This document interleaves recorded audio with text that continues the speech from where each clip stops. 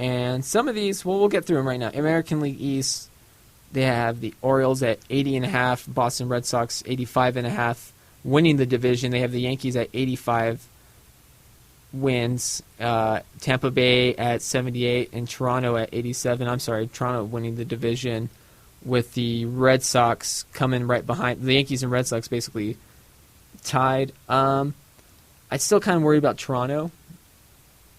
Can all those players that had tremendous seasons last year also, replicate this again?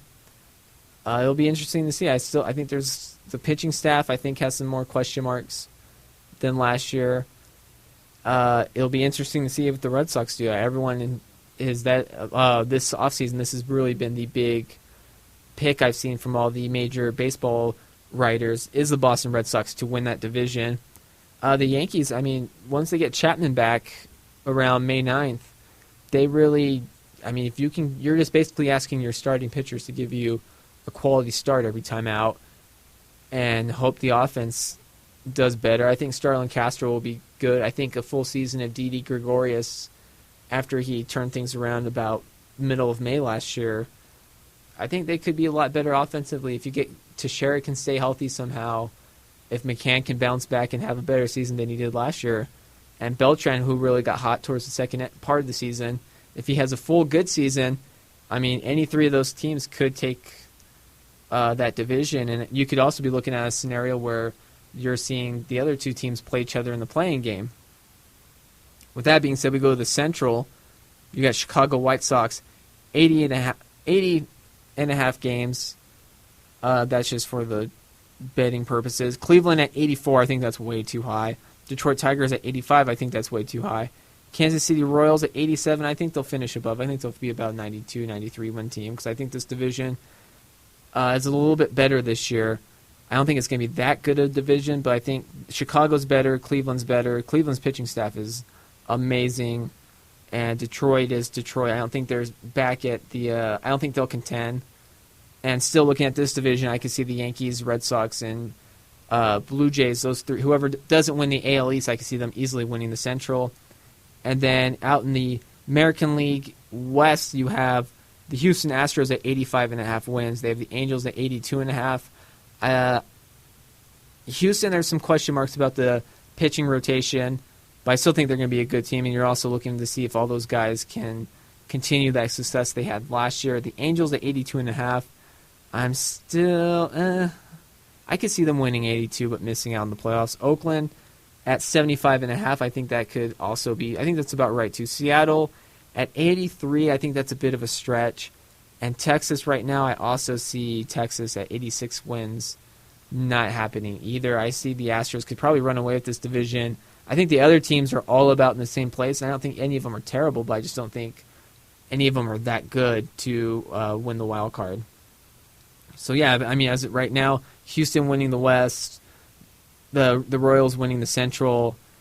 Both those teams I feel like will win pretty handily. I think the Central will be a little bit close at times.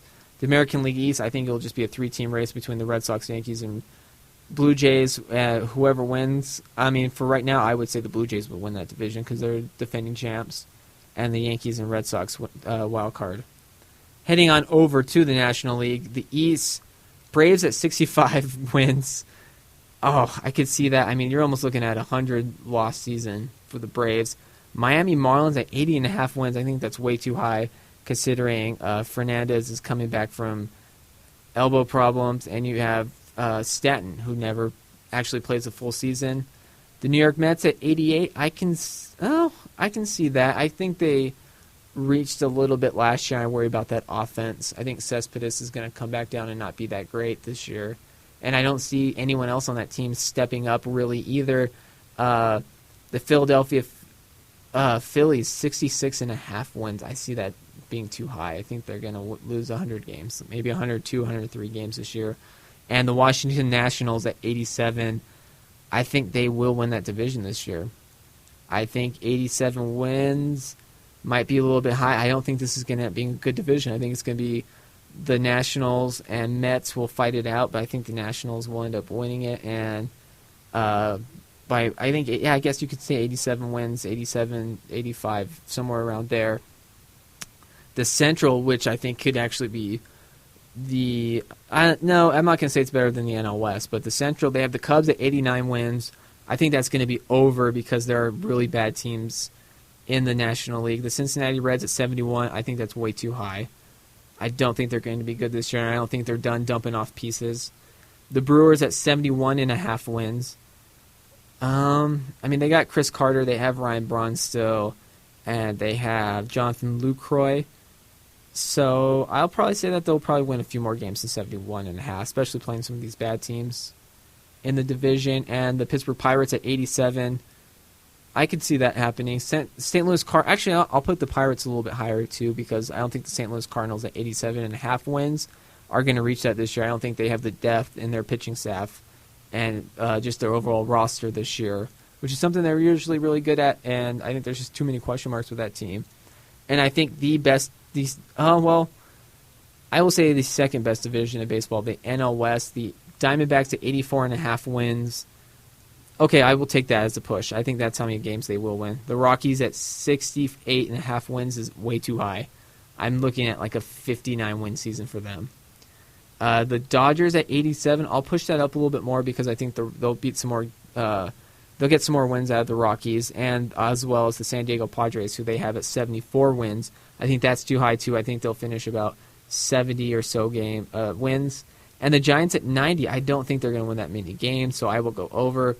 But I could also see a scenario playing out where the Diamondbacks and Giants also make it to the play-in wildcard game. And I think that's how that could all shape out as far as baseball goes. But we will see once the season gets started. I mean, it's only March 2nd right now, so who actually knows what's going to happen? The other thing this weekend, big UFC event coming up. Holly Holm with her first title defense as she takes on Miesha Tate. I think she's going to be fine. I think it's going to be closer than people are expecting it. I think people want to expect her to come out and do what she did to Ronda Rousey. I don't think she is. I think Miesha Tate's in a better state physically and mentally. I think she knows what to expect. I think Holly will probably win in probably the second or third round, but I think there will be a little bit of moments where people here in Albuquerque get a little scared, get a little nervous that the match is getting a little bit closer than they thought. And as far as the big match, Diaz versus McGregor, I worry about McGregor in this fight because the last fight he fought was at 145, and he's having to go up to 180 to fight Diaz. And I just don't think, I mean, he's going to be quicker than Diaz, and he's going to hit Diaz a lot, but Diaz can take a beating and can take the punches, and Diaz is very good on the ground as well.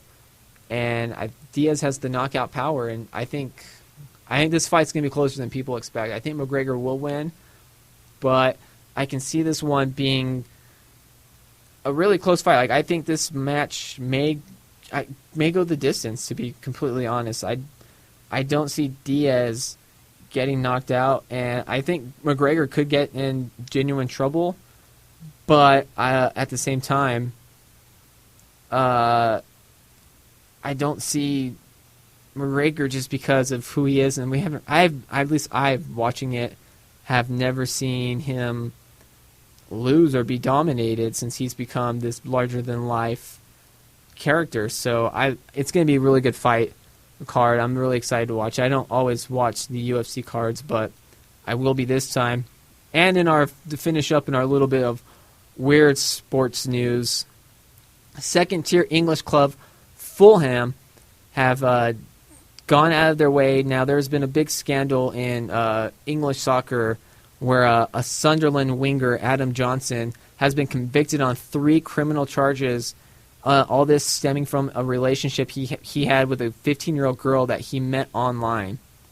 Now, lots of teams in England have now been going back and kind of talking to their players and kind of training them on how to better stay away from this situation. So Fulham, they're in the second tier of the English soccer.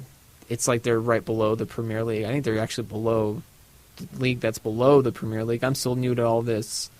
So Fulham paid social media experts to create fake profile for an imaginary 16-year-old Fulham fan. And the specialist then sent messages to the players and waited to see if any of the players took the bait. And unsurprisingly, some did. Mr. Sinnams, who's the former Fulham manager, said some of the young players fell for it as real. It was a short, sharp shock, he said. You can tell lads about getting caught, and they'll think, oh, they won't catch me. And then that happens, they are caught. Now, I think this is really, man, how would you, that's got to be one of the most awkward, team meetings ever when everybody gets pulled into the office and they go, well, guys, just to let you know, we pulled this little thing where we created a fake Facebook profile of a 16-year-old fan, and we sent you guys messages, and some of you actually reached back and tried to start conversations and a relationship with this 16-year-old girl. And how even more awkward would it be to be the guys that get named in that? Oh, then your whole teammates looking at you like, what is your deal? Just as we wrap up this podcast real quick, we will just peek in. Donald Trump's currently speaking. Can you imagine these people, these animals over in the talking Middle about East ISIS. that chop off heads, sitting around talking and seeing that we're having a hard problem with waterboarding. We should go for waterboarding, and we should go tougher than waterboarding. But targeting terrorist families? And I'm a leader. I've always He's been a leader. I've He's never going to had make any America problem great again. leading people. If I say do it, they're going to do it. That's what leadership is all about. Even targeting terrorist families? Well, look, when a family flies into the World Trade Center, a man flies into the World Trade Center, and his family gets sent back to where they were going, and I think most of you know where they went. And by the way, it wasn't Iraq, but they went back to a certain territory. That's a shot at George Bush. They knew what was happening. The wife knew exactly what was happening. They left 2 days earlier with respect to the World Trade Center, and they went back to where they went. And they watched their husband on television flying into the World Trade Center, flying into the Pentagon, and probably trying to fly into the White House, except we had some very, very brave... Oh, yeah, pulling the 9/11 card. Blaming Bush and pulling the Flight 93 card. Ted Cruz? Brett, I think the American people understand that yelling and cursing at people doesn't make you... We need a commander-in-chief that, number one, will rebuild the See, this is military, the just cheap like shots I'm Ronald talking Reagan did in about. All right. 1981, coming out of the weak I'm not a Ted Cruz fan. I can't get behind the guy. I also hate his face. That's another reason. Once Rand Paul dropped out of this thing, I've really just been disenfranchised with the whole Republican Party, but whatever, what can you do? So yeah, thanks for listening to this, downloading it. If you have a business later on, and hopefully we get some good listens on this, hopefully this becomes a thing. I've done a lot of different podcasts before in the past, and they all kind of peter out after a while, but I'm hoping this really becomes something to stick with, because I just like broadcasting, to be honest. And for those of you that don't know, I work for iHeartMedia. I have a part-time job over there doing stuff, and just a good way to keep going at it, keep working, progressing my skills as a broadcaster, and hopefully to have fun with this. I'm not going to get too crazy on the detail. Like I said, the wrestling side, the personal side of me hates Trump, but the wrestling fan of me loves Trump. Anytime you have a guy who just goes, well, I got to say, I can't even do a good, I'm just going to end on that because I can't do a good Trump. But anytime you say, well, how are you going to make America better again? Make America great again, I'm sorry, Mr. Trump. And he says, well, we're going to beat China, we're going to beat Mexico because they've been just sticking it to us all these years, and we're going to hire smarter people. That's how we're going to do it. And he just doesn't give you real answers, and the crowd eat it up because he's over right now, as they would say in the wrestling community. He's over. So lots more to come. Thank you very much. Tell your friends about this if you enjoyed it. If it sucked and you hate it, also let me know and tell me, hey, you suck and I hated this, and give me that 30 minutes of my life back. But either way, thank you for listening.